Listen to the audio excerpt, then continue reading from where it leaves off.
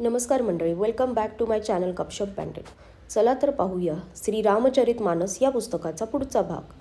जी मानसे या संत समाजरूपी तीर्थराजाचा प्रभाव आनंदित मनाने ऐकून व समजून घेतात, तसेच त्यात प्रेमाने मग्न होतात, ते या मनुष्य देहात असतानाच धर्म, अर्थ, काम, मोक्ष हे चारी पुरुषार्थ प्राप्त करतात.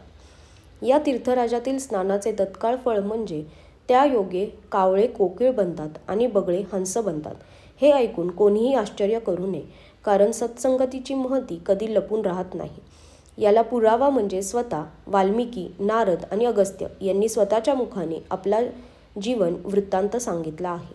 या जगात जे जलचर, स्थलचर, गगनचर तसेच नाना प्रकारचे जड चेतन असे जीव आहेत, त्यापैकी ज्यांनी ज्यावेळी जेथे ज्या प्रयत्नाने बुद्धी, कीर्ती, सद्गती, विभूती, ऐश्वर्य आणि मोठेपणा मिळवला आहे, तो सर्वच सत्संगाचा प्रभाव समजला पाहिजे. वेदांमध्ये आणि या लोकांमध्ये हे सर्व प्राप्त होण्यासाठी सत्संगाशिवाय दुसरा कोणताही उपाय सापडत नाही. सत्संगाशिवाय विवेक येत नाही आणि श्रीरामांच्या कृपेशिवाय सत्संग सहजपणे मिळत नाही. सत्संगती ही आनंद आणि कल्याणाचे मूळ आहे. सत्संगतीची प्राप्ती हेच फळ असून त्यात साधने ही फुले होत. ज्याप्रमाणे परिसाच्या स्पर्शाने लोखंड हे सुंदर सोने बनते, त्याप्रमाणे दुष्ट लोकही सत्संगती मिळाल्यावर सुधारतात. दैवयोगाने जर कधी सज्जन मनुष्य वाईट संगतीत पडले तर तेथेही ते सर्पाच्या मण्याप्रमाणे आपल्या गुणांचेच अनुसरण करतात. अर्थात ज्याप्रमाणे सापाची संगत असूनही मनी त्याचे विष घेत नाही आणि तो आपला सहज गुण असलेला प्रकाश सोडत नाही, त्याप्रमाणे साधू पुरुष दुष्टांच्या संगतीत राहूनही दुसऱ्यांना प्रेम देतात.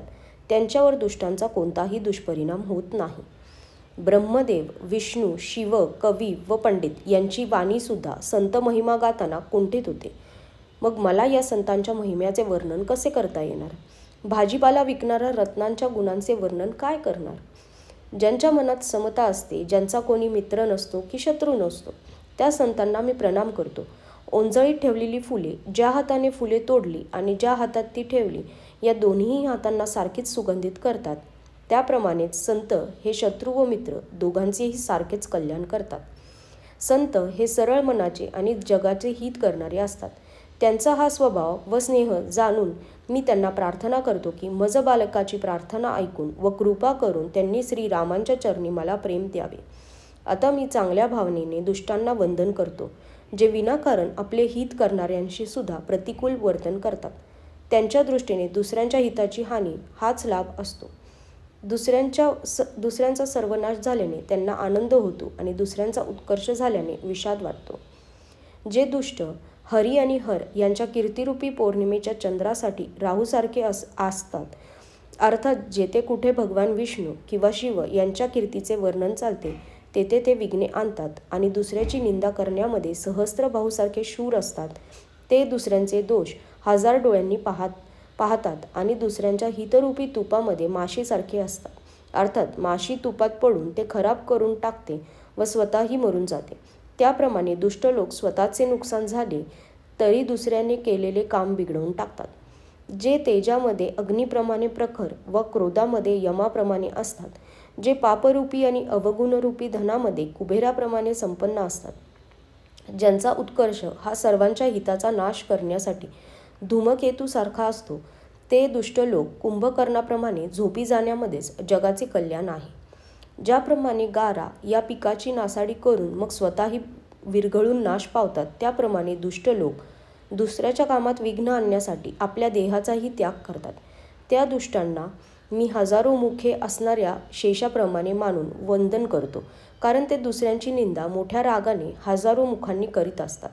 यानंतर मी त्यांना राजा पृथूसारखे, ज्याने भगवंताची कीर्ती ऐकण्यासाठी 10,000 कान मागितले होते, मानून मी प्रणाम करतो. ज्यांना मद्य हे चांगले व हितकारक वाटते, अशा त्यांना मी इंद्राप्रमाणे मानून वंदन करतो, कारण इंद्राला सुरानिक म्हणजेच देवांची सेना हितकारक वाटते. त्यांना कठोर वचनरूपी वज्र नेहमी आवडते आणि ते हजारो डोळ्यांनी दुसऱ्यांचे दोष पाहत असतात. इंद्राच्या हातात वज्र असते व त्याला 1000 डोळे आहेत. दुष्टांची ही रीतच असते की ते तटस्थ, शत्रू किंवा मित्र या कोणाचेही भले झालेले ऐकून चरफडत असतात. हे जाणून मी त्यांना हात जोडून प्रेमाने विनंती करतो. आजसाठी धन्यवाद.